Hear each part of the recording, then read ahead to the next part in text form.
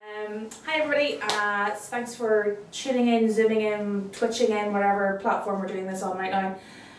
My name is Gemma Hutton and I've been asked by Eastside Arts to sort of lead the discussion today about Northern Ireland comedy and how the landscape has been changing over, well, I suppose the recent last few years, but over the recent months specifically. So I'm joined today by two comedians in the Belfast scene. Would you like to introduce yourself? Yeah, indeed. My name's Luke McGibbon. I run the Pavilion Comedy Club on the Armour Road. Mm-hmm. Bonjour, my name is Adam and I host Luke's Comedy Night every other week. And I've been doing comedy for about 15 years. I don't do anything with either of them. I met them on the street and here we are. The reason I said that the comedy scene in Northern Ireland has been changing is because Northern Ireland is very well known for its dark humour. We've found through our political and religious history really a lot of humour in the way we try and pull through those scenarios we always have on both sides of the fence, so to speak. But recently the Black Lives Matter movement had a resurgence and it called into question how we make our platforms in both performance, political, in all arenas basically, accessible and diverse and ensure that everyone is heard equally.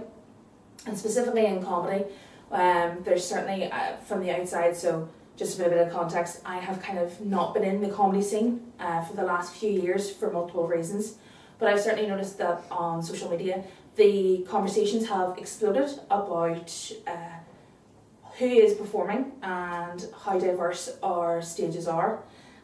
So look, if I could start with you, certainly, so about 10 years ago I started doing comedy and I was a bit of a rarity back then, I'd say, like for many reasons, lesbian and female, and obviously there are now more comedians that are not cis males, but obviously that always hasn't been the case. You took over the Pavilion when?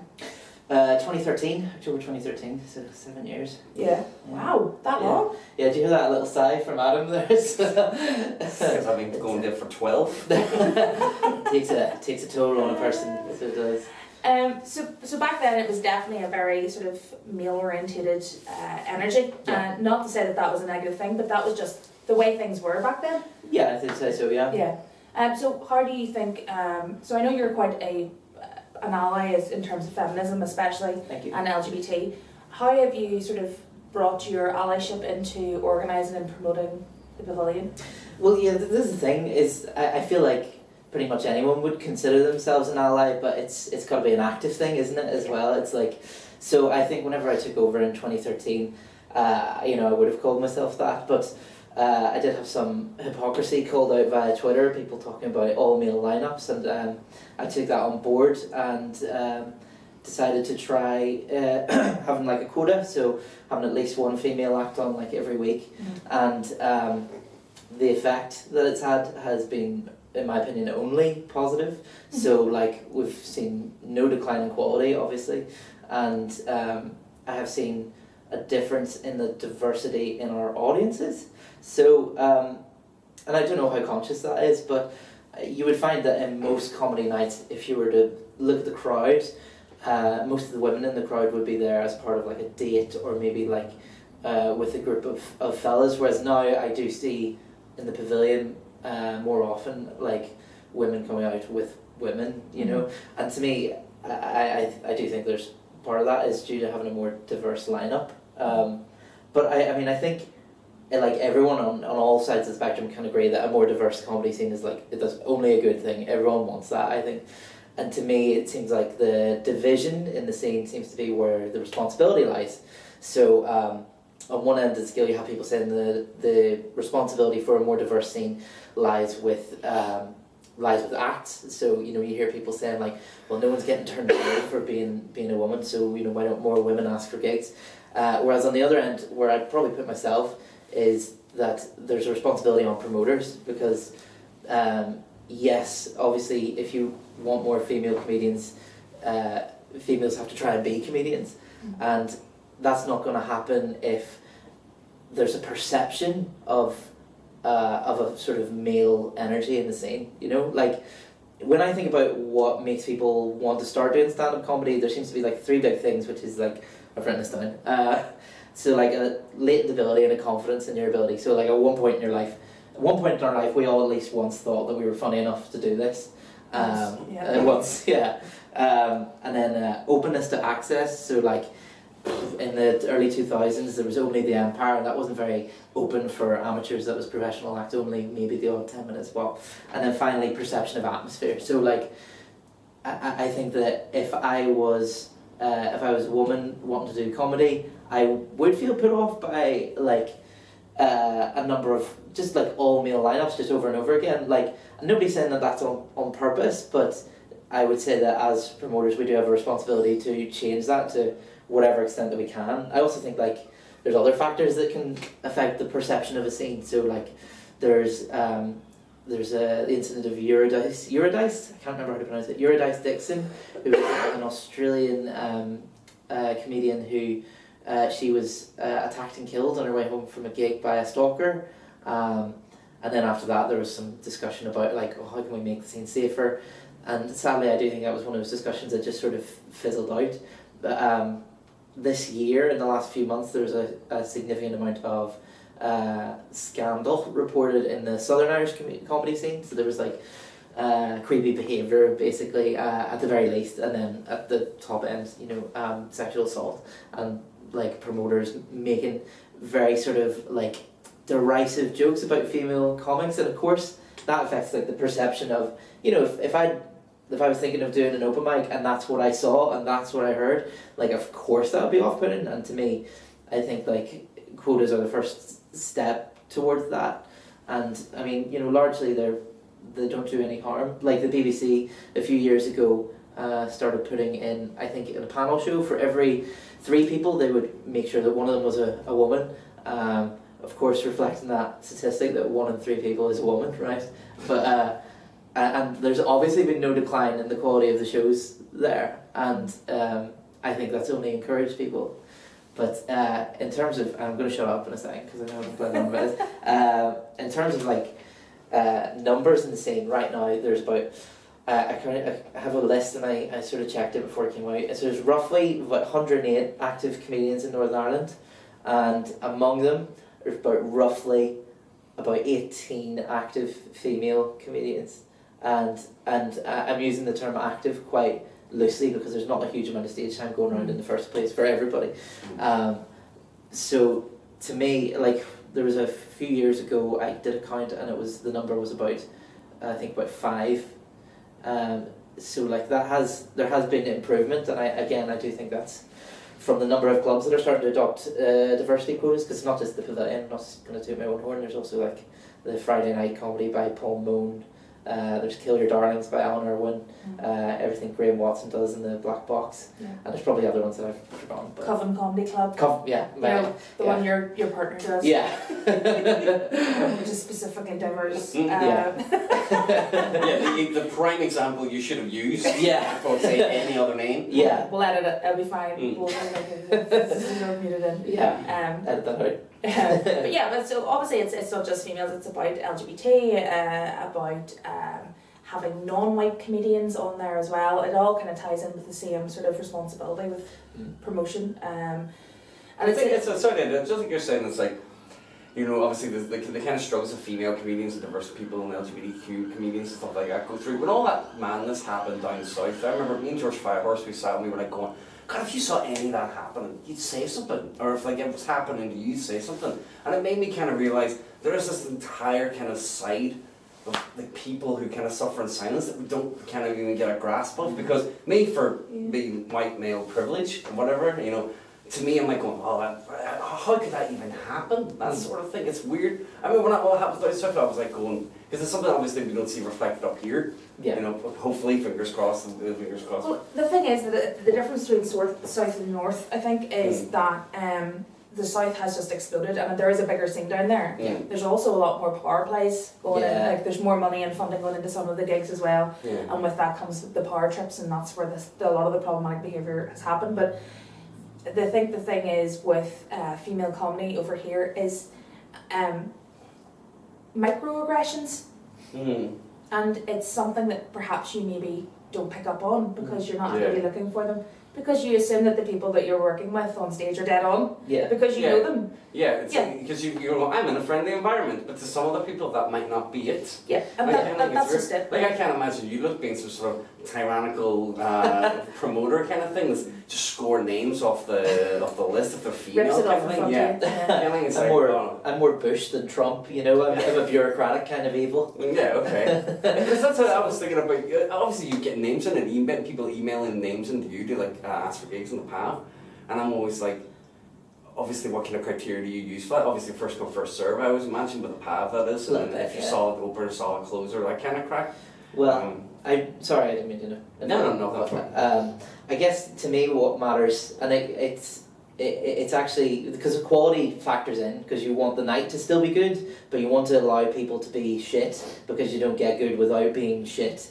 And sometimes you're good and you have a shit night because you're trying something new. So there needs to be permission to be shit in a night that still serves the audience, which the audience want to have a good time. So like quality factors in, but also like effort. So if I see somebody who's like doing different stuff all the time, they're obviously writing a lot, so I kind of want to reward that. Even if they're not necessarily good, I'll just cushion them with If you see them gigging 10 times a week on Facebook, that kind of thing, you're like, but that's somebody who's going to put in some effort and put in some work into that kind of thing, instead of going, okay, we're going to exalt someone over somebody else just on the basis of just trying to be diverse and fair. That kind of. I try not to pick favourites, but of course, like, you do have friends as well, but like I try not to. I mean, the friends understand whenever you go, well, I want to put somebody else on who needs it right now, Mm-hmm. So like, yeah, because that's one of the defences I think given by people who are anti-quota is they say, well, I'm just putting on my mates, which is like, like a fair enough defence, but also if you feel that you have a duty to create a broader scene, which I suppose not everyone does, then sometimes you kind of have to put aside friendship for like an evening and go, 5 minutes at a time to this person who's doing their best, rather than. I think it was in Derry in the Chicken Box. It was 2 years in a row. I was booked for International Women's Day. They had a gig for it, but it was by accident. That they kept forgetting that they'd booked me for that date, and I was like, I'll do it. That's about diversity. And they were amazing gigs, they're fantastic, talented people. Yeah. You get the same quality you're getting every other night. I always just thought it was really funny. It's like me, this little token guy, going, hello. Yeah. How does it feel to be a minority? Oh, it felt good. It felt empowering. And the thing is that those female, so I've been to some all-female lineups, I've hosted a lot of them and organised some of them, and the energy in the room then sort of like speeds it up. So you'll see comedians in gigs, just standard gigs where there's a mix of people on the stage, and they'll be good, and then you get them into an all-female role and they become shit hot because they're literally pushing each other, and it is a change of atmosphere. You mentioned about atmosphere, and it's hard to describe, but like it is a change of energy in the room, and it would be like you go into the gigs in like London and stuff, and the energy is kind of replicated a little bit in that way, where there is so much more diversity over there that it's normalised, and therefore everyone is just pushing each other, and that's what I would love to see over here eventually, and that's the way it's hopefully going. But you've obviously been performing for how long? 13 years? But 13, I always say anywhere between 13 to 15, I can never remember. On a good day, it's like Trump with his finances. On a good day, 15. on a bad day, I'll just curve it back a bit and go, nah, only about 10 or 12. So you've done a lot of gigs, you've done on the scenes, you've seen how comedy has changed, especially in Belfast. Obviously, the boundaries have changed as well. Like when I started off, my big struggle with being in an all-male cast was I could be put on after someone, and it happened to me, and it actually really scared me off for probably about 4 months. I went on straight after somebody who was joking about granny porn, and it was just a really, really heavily masculine sort of, a lot of hormones in the room kind of thing. Like I thought the men were all gonna go, fuck women, that kind of environment. And then I went up and went, hi, I have periods. Which is what they predict anyway, but sure. But that was kind of what was it was kind of like I felt like there was a period of time where people pushed extremes on the stage. It was like, how edgy can I be? I've found that kind of. There's been like two kind of like generations, I would say, of comedy that I've kind of almost lived through, almost. I kind of came into comedy just at the tail end of the Game Ahead piece. Everything had to be sectarian. It's all Northern Irish identity comedy. That's all it is. That's just, you just make jokes about that. And then, and by a couple of years into them, when I was doing comedy, there was a huge alternative scene There was like people like Marcus Keeley was doing the Loft, and it was like there was no real rules. You could do characters, you could do anything you wanted, and you could do a musical number, stuff like that. And there was a little bit more. Everybody was kind of more influenced by things like Vic and Bob and stuff like that, the kind of Northern Irish comedy. But now, I think it's like you were saying there. It's kind of going into. It's like comedy. It has to turn heads. It has to be like, oh my god, I can't believe you said that. Yeah. Well, I've hosted gigs where it's been lovely. It's been really nice. Acts have been great. We've had the crowd are on board, and then one comedian will come on stage, and it's just dead baby jokes and the extremists. Oh my god, I can't believe you said that. So I try to coin it swagger humour, where it's people just going on stage going, oh shit, him, hey, sorry, slag him off, and it's like. Obviously, there is a great culture in Northern Ireland and the island of Ireland in general that we go, oh, we can take a piss out of each other and we can have a bit of fun, we can slag each other off. But then it breeds a poisonous element where it almost becomes almost mean in a sense. Where it's like, I've done a gig where I've been emceeing a gig, not in the pub. There was I think it was like where was it, Lauren or something like that? Lauren, I don't think I've ever been to Lauren. But I was emceeing a gig, and there was this guy, it was his first ever gig, and he was like, do you know how I knew I wanted to be a stand-up comedian? And I was like, pump the brakes a little bit here, man, it's your first gig. Like. And he was like, do you know how I want to be a comedian? And I was like, how? And he goes, I was at a house party, and then I just started getting, like, slagging one of my mates off and just getting riled into him. Everyone in the room was just pissing their bags, laughing. And I'm like, they are obviously taking something out on him by laughing at him. You're being mean to him, that's what it is. You just can't watch a Frankie Boyle DVD and think that you're going to be this, and like Stuart Lee, everything has like about 50 different levels of humour to it. That's it. And even though, like somebody, there was an act, and I was not going to mention their names, I'm not for cancel culture, heaven forbid I'm going to be running around arresting people for saying comedy that I disagree with, kind of like, people each for their own. But there's like stuff where, I remember I saw an act go up on stage once, and I turned around and it was Arlene Foster, she looks like a bulldog chewing a wasp. Kind of, and I'm like, that's just mean. I mean, obviously, Arlene, whatever issue you have with Arlene Foster, or politics, or beliefs, or culture, anything like that, but it's just like, it's just to turn ahead. It's, oh my god, I can't believe he said that. Yeah. That's what it feels like now in comedy, and especially if it is like a male-dominated lineup and they're quite young, that kind of thing. Yeah. It is get her butt, get her chopped, that kind of humour. Yeah, I find that so, like, I'm like, how, I know I sound like a granny, but sometimes when I say it, but then I'm like, nah, I think it's just lazy comedy, to be honest. Yeah, it grinds me sometimes, and I'm like, because it's quite, they say it's just like going, it's, comedy seems, in Northern Ireland, and it's obviously in the kind of small circle of like people I've seen do it, it just seems to be about how inventively can I swear about something and slag it off at the same time. It needs to be about visceral imagery and negativity directed at a certain subject. Sure, yeah. And it just, I don't find it funny. I mean, obviously if you want to think you're Stuart Lee or Frankie Boyle and you're some social commentator, do that's your act. Do that. But I would sit there and go, this just barrage of insults, one after the other, about things that are popular, things that aren't popular, just grates after a while. Yeah. It's a little boring. I mean, like, there's been times sometimes where in the middle of a stand-up night, like towards the end, sometimes I felt it in myself.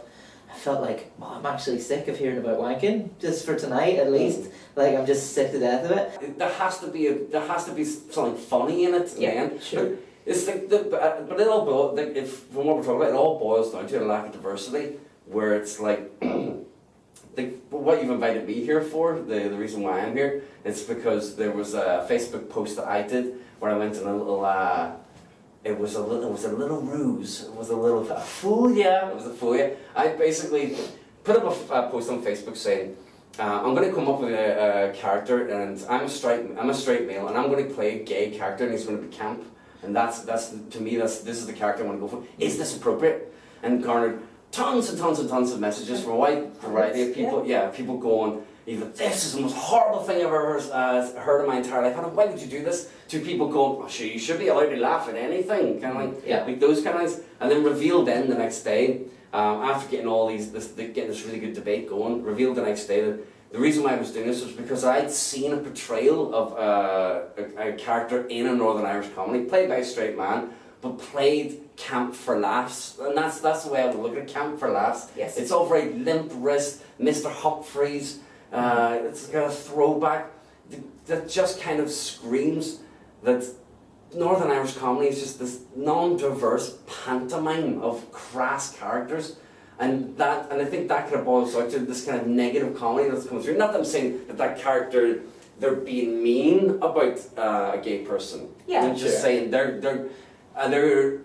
just going, the joke is the way this person acts, Right. the way this person is. Their identity is funny, Like, which yeah. I don't think is right. Yeah. Like a topic shouldn't be off limits just by virtue of being a topic, but sometimes like you have to look at the subtext of a joke. Like, is the joke just, oh, they're all like this, or like, well, I think another example is like there's this horrible fucking joke that all right-wing people have always made about trans people, which is just like, I identify as this or something that is attack helicopter. right, exactly. Attack helicopter. Pierce Morgan is going to Yeah. like that. Yeah. And like, you know, that isn't off limits because it's talking about trans people. It's off limits because the subtext of that is, oh, they're making it up. You know, you can just make like it's being mean to that person. Yeah. Because I something think it's like if you turn on the television and then there's a unless it's the onus should be.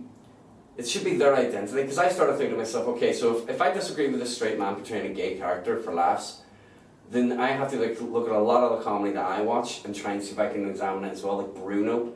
And I go, so does that mean Bruno's off limits? But no, but Bruno's a different caliber because he's about how people react to that stereotype. Yeah. And raising that issue. But then I started thinking to myself, okay, so is there a straight man that's portrayed a gay character but done it the part of straight? Yeah. And then I thought Eric McCormick playing the character of Will in Will and Grace. Yeah. He's a straight man playing a gay character. Yeah. Mm-hmm. I know, a straight man playing a gay character, but not hamming it up for us. Obviously there is a kind of... Yeah, but he also has a seriousness to him that is not undermined by the fact that he is gay. He's a very successful lawyer who's looking for love, and that's the story. It's one thread in the tapestry of that character. Kind of instead of it being...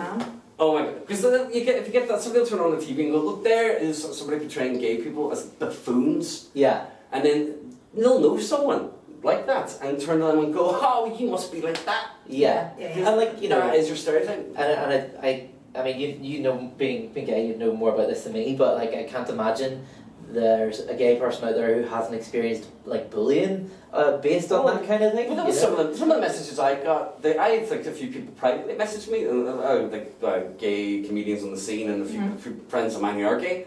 And somebody messaged me and said, there's a guy I know and I talk to, and he does a gay voice when he talks to me, and he thinks it's hilarious. He does a cant voice, and then he gave me his, because this is before he realised what I was doing. Right. And then it was good to kind of get that kind of opinion out of him. And then I told him, no, this is actually what I'm doing. And he's, oh my God, can I? So he understands that, but there is that kind of sense. I'm sure it happened throughout the 70s and 80s. That there was gay characters on TV that then gay people were then subjected to in the street, kind of thing. Yeah. I mean, that's the thing. I think it all comes down to the context, and like if the thing is, people get so defensive then. So if you say to somebody like racist jokes, people think that a racist joke is just making a joke at or about a person of colour or a black person. Yeah. It doesn't have to be that. It's the microaggression thing again. It's about telling a joke and your character has an accent that you portray, and it's like, okay, if you're telling me that the humour isn't mocking that person's accent, then take the accent out, and if the content is still funny, then the accent isn't the joke. Look at Trisha Goddard. Only recently, Trisha Goddard spoke out about Bo Selecta when Bo Selecta came out, and the whole I say rice, you say peas. Apparently, her children were tortured in school. Yeah. Right? People in the playground just going, I say rice, you say peas, just hitting them with that line all day, kind of. And that's what when I saw this gay character and this BBC NI comedy, that's what went through me. I was like, there's going to be people who will suffer because of that. The people in the street will go shout lines from that character. Yeah, if you get a catchphrase, you're screwed. Like, I would like to talk about the response to your post as well, because there was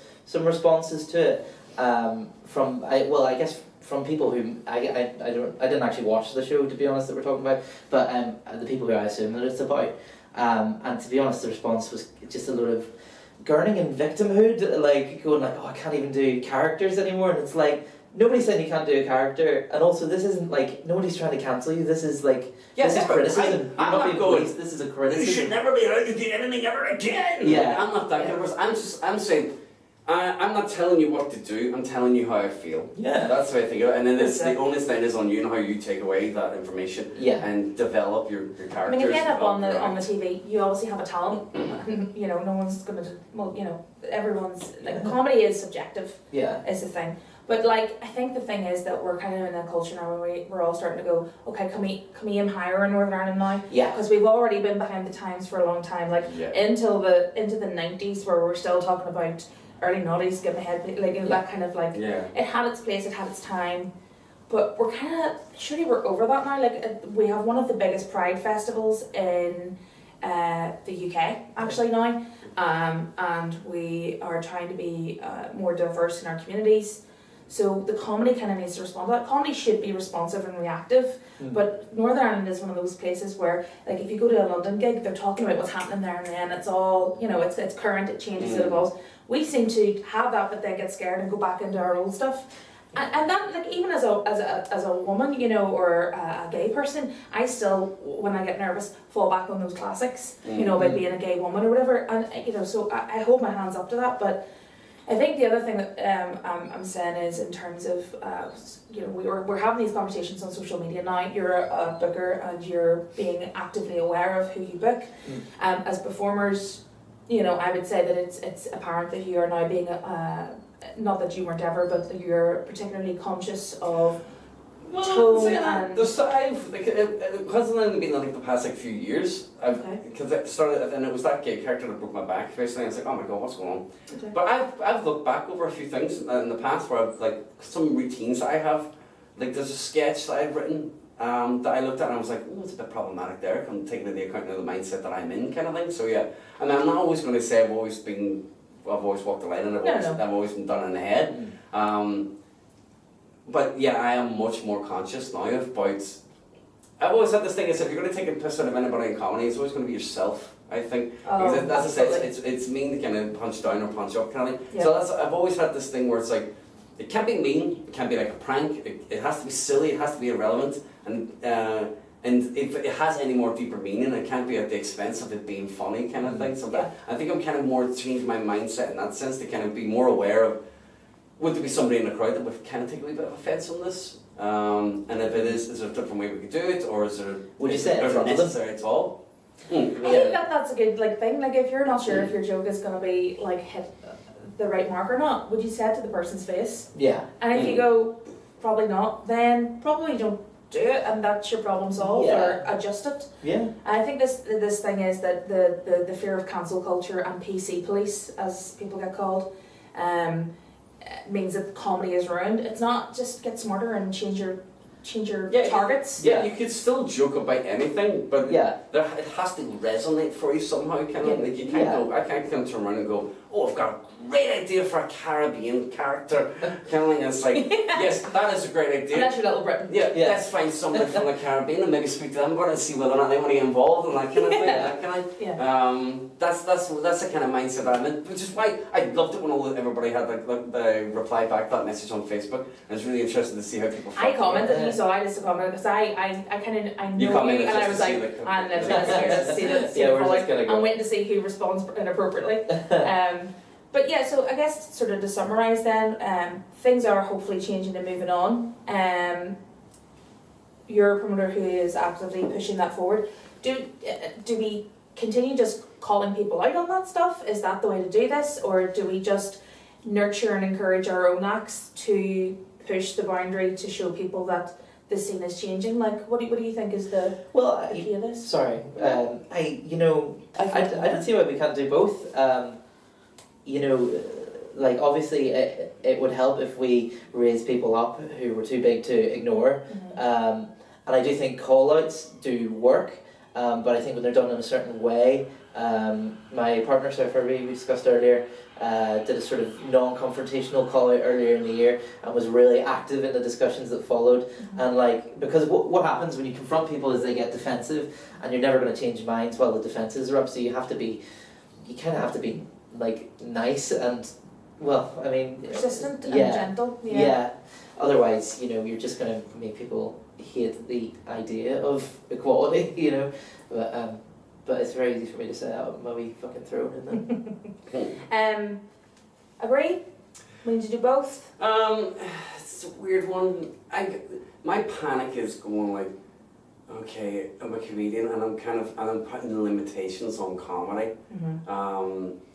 Maybe, but it shouldn't be like that. And then would I want, if I'd done something, like if I was on the other end and somebody came up to me and goes, Adam, that Belfast character that you do or something like that, or that Lloyd character, whatever character I might do, I find it really problematic. I would probably go, okay, what is, if your concerns are great enough that move me, I'll change and probably drop that kind of thing. And I feel that if I was on the other side of it and there was somebody coming to me going, okay, I find some of your material very problematic, I would bend a little. So I think, yeah, you can do both. Yeah, you can. Cancel culture aside, that's the reason why I didn't put up the video of the character on my Facebook post, or the name of the performer, or the name of the program. I think it helps your point. That you didn't. And then the reason why it was a ruse at the start, the reason why I said I'm making this character is because I wanted to get debate without going, oh, look at this, what do you think about that? I wanted to go, hey, it's me. Not really. But what do you think about it? So I think, it's, if I was on the other side, and it was people imploring me to do something different, and they have a little think about the kind of intent of what my comedy is, I'd bend a little, so I think, you can do both. Yeah, it's got to be a discussion, isn't it? Rather than us just telling people what's right. Oh, so I'm not allowed to do characters anymore. Yeah. I mean, people are going to be sensitive for a while, but then they just have to suck it up, really. Sure. Thank you so much for talking about it. I found it really interesting, and it's really great to be able to engage and get those discussions out there and started. My thing for me was, just to summarise, was there was a massive debate probably about a year ago about women in comedy not getting gigs. And the debate, one of the points in the debate was, if you want a gig, be funny and get a gig. It's something to do with your gender.